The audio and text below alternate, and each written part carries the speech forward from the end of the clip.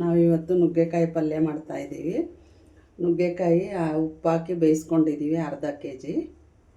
ಒಂದು ಈರುಳ್ಳಿ ಹೆಚ್ಚಿಟ್ಕೊಂಡಿದ್ದೀವಿ, 15 ಹಸಿಮೆಣಸಿನ್ಕಾಯಿ, 1 ಗೆಡ್ಡೆ ಜಜ್ಜಿರೋದು ಬೆಳ್ಳುಳ್ಳಿ, ಕರಿಬೇವು, ಕೊತ್ತಂಬರಿ ಸೊಪ್ಪು ಮತ್ತು ಕಡಲೆ ಬೀಜ ಹುರಿದು ಪುಡಿ ಮಾಡಿರೋದು 100 ಗ್ರಾಮು, ಎಣ್ಣೆ 4 ಟೀ ಸ್ಪೂನು, ಅರಶಿನ 1 ಟೀ ಸ್ಪೂನು, ಇದು ಸಾಸಿವೆ 1 ಟೀ ಸ್ಪೂನು, ಉಪ್ಪು. ಬಾಣಲಿಗೆ 4 ಟೀ ಸ್ಪೂನ್ ಎಣ್ಣೆ,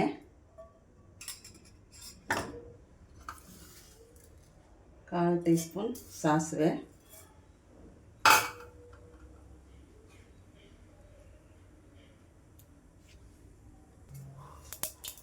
ಸಾಸಿವೆ ಸಿಡಿದ್ಮೇಲೆ ಬೆಳ್ಳುಳ್ಳಿ ಹಾಕಿ ಫ್ರೈ ಮಾಡ್ಕೋಬೇಕು.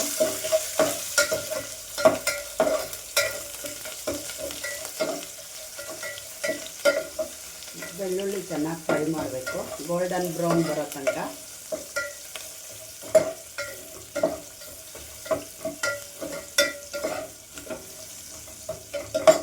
ಈಗ ಹೆಚ್ಚಿಟ್ಟಿರೋ ಈರುಳ್ಳಿ, ಕರಿಬೇವು,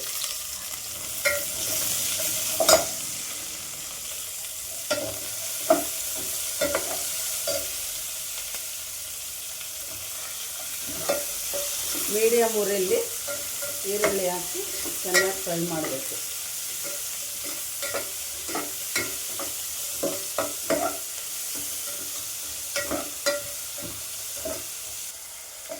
ಈಗ ಹೆಚ್ಚಿಟ್ಟಿರುವ 15 ಮೆಣಸಿನ್ಕಾಯಿ ಹಾಕಬೇಕು. ಹಾಕಿ ಚೆನ್ನಾಗಿ ಫ್ರೈ ಮಾಡಿ ಒಂದು ಅರ್ಧ ಫ್ರೈ ಆಗೋವರೆಗೂ ಫ್ರೈ ಮಾಡಬೇಕು.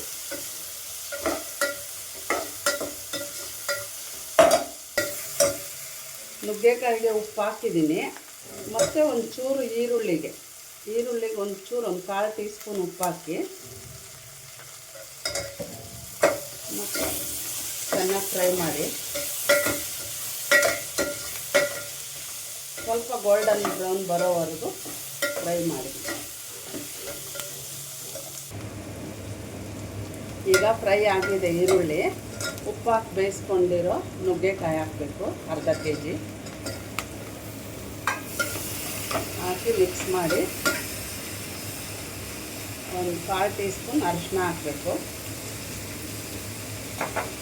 ಅರಿಶಿನ ಹಾಕಿ ಚೆನ್ನಾಗಿ ಮಿಕ್ಸ್ ಮಾಡಿ.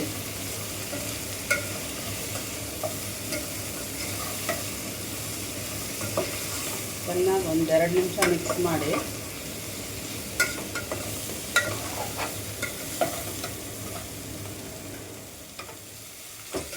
ಒಂದು 2 ನಿಮಿಷ ಮಿಕ್ಸ್ ಮಾಡಿ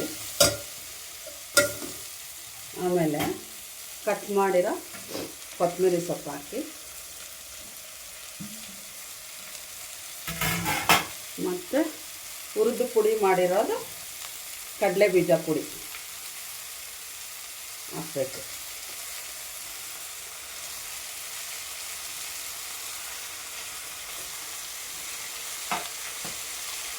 ಹಾಕಿ ಚೆನ್ನಾಗಿ ಮಿಕ್ಸ್ ಮಾಡಬೇಕು.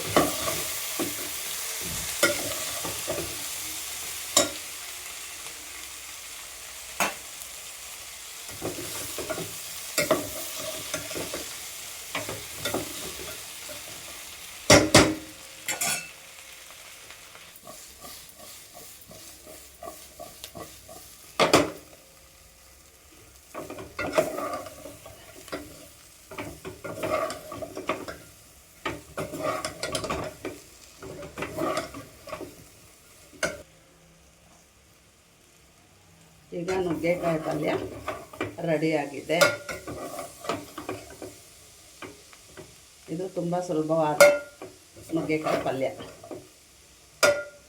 ಈಗ ಮುಗೀತು. ಇದಕ್ಕೆ ಮುಚ್ಚಿ ಕ್ಲೋಸ್ ಮಾಡಿ ಆಫ್ ಮಾಡಿ.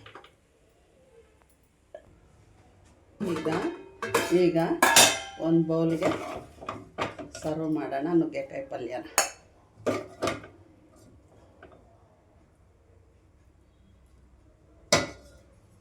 ಇದು ಊಟದ ಜೊತೆಗೆ ನಂಚ್ಕೊಂಡು ತಿನ್ಬೋದು.